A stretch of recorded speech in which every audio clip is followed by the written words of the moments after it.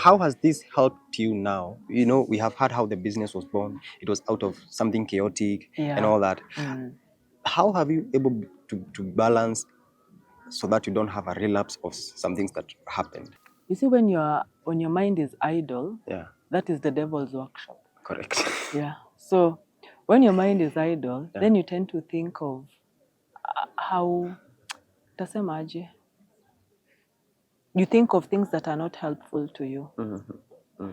But now with the fact that I got this business, and first of all, I know why I started it. Yeah. It was, as you've said, it was from a point of a chaotic season, from a point of depression.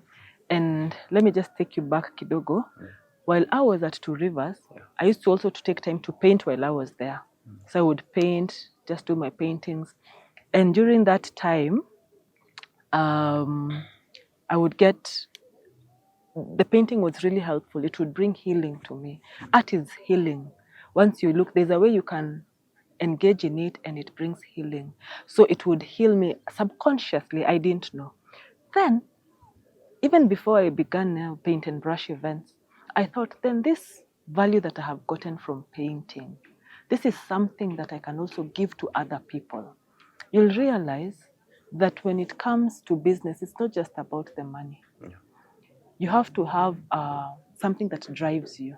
So what drives me is to know that there's someone who will come there with anxiety, with depression, with any other kind of mental illness or mental disorder, and this will actually be of benefit to them. It will add value.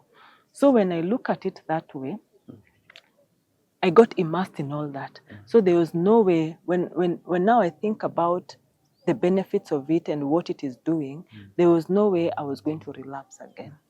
Because now I already have Nikona the medicine. I hold the medicine in my hands, so there's no way. And it's not the only thing also. Because now, once you are healed like that, then you now, like I got back into my relationship with my parents and my siblings.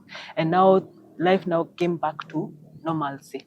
So when you have a stable environment, then there's no way you're going to relapse. Because again, for this person who is going through depression, they need to be surrounded with so much love. And first of all, there's the love that comes from God. He gives it so abundantly that hauko peke yako. Then there's the love also from parents and from siblings and maybe from friends. So once you have all that, it is almost impossible to relapse.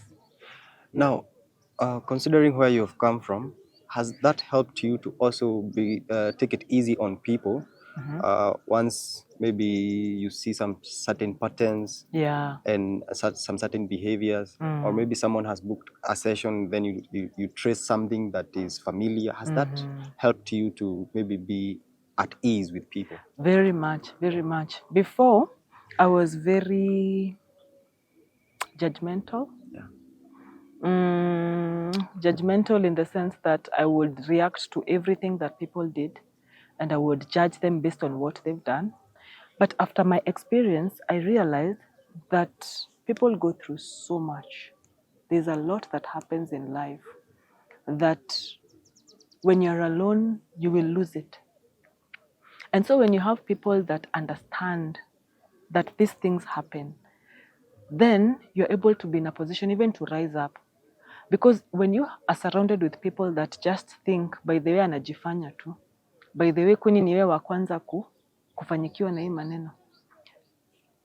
Mimi si wa kwanza. Lakini pia the way imenifanyikia haijafanyikia mwingine in the same way. And we are different. So everyone carries their own cross. Everyone has their way of dealing with matters. And so I've become so gracious such that I'm never quick to judge nowadays. Even when I see someone maybe come for a session, because during the sessions I'm able to see characters ya watu sana. Maybe from how they are painting, ama nisikie vile ameongea.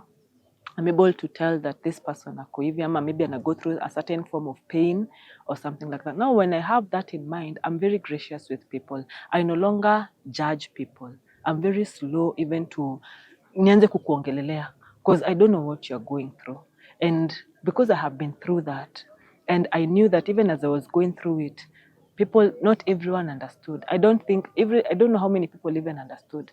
It's only you who wears the shoes who understands what you're going through. So in the same way, with that breath, when I look at people and see what they're going through, I also put myself in that shoe and say, and try put myself, but I won't totally understand and say that, by the way, I don't know what anaenda through. For example, I am blessed with 3 children, right? There are those that are struggling to get children. Yeah. I wouldn't even begin to understand what they are going through. There's what I went through with depression. They wouldn't begin to understand what I have gone through with depression. So I believe that we should be gracious with one another. Let us be gracious and know that it's never easy for anyone. Usiwahi kaa hivi unafikiria that ni rahisi kwake juu ameweza, ameamka sasa. No, it's been a tough season. It's tough for everyone in their own way. So be gracious. Do you think the issue of mental health has been taken with the seriousness it deserves? I don't think it has. I think, first of all, there's that notion that once you fall into depression, you will always be depressed. That you're not able. I remember Mbaka, there were questions that were arising that, is she able to do anything for herself?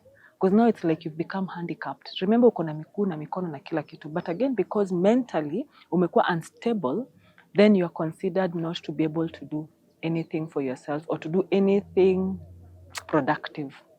So I think mental illness or mental health has not been given the attention that it should be given. First of all, I think families should be made aware. There's so much that family members go through. There's so much that is happening in families that causes or leads to mental illnesses. So with that awareness, then when something happens, we are supposed to be alert to know that this is not normal. That it is happening, but si ati ni kupenda kwake. And don't ever think that that person will remain uko chini.